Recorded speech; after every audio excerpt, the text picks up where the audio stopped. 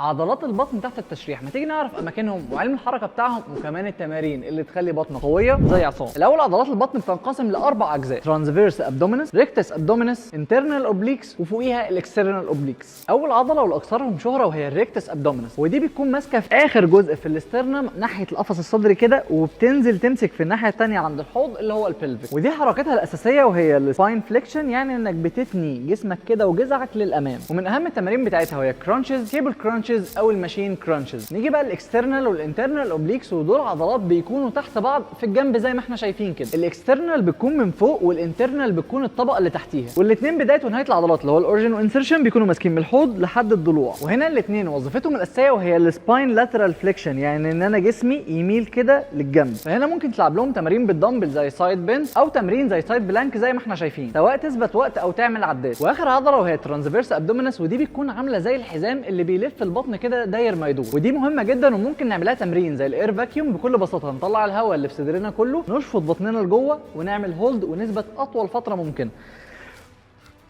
وفي حالات كتير جدا مع تقويه العضله دي بتتخلص من الكرش الوهمي، لان في ناس كتير بطنها قبل بره كده، لان ده مش دهون، دي ضعف في العضله، فبتخلي الاعضاء الداخليه تبوظ لبره. فمع تقويه العضله بطنك تخش لجوه وتبقى حديد. اتمرن التمارين دي وادعي لنا لايك وفولو عشان تستفيد. سلام.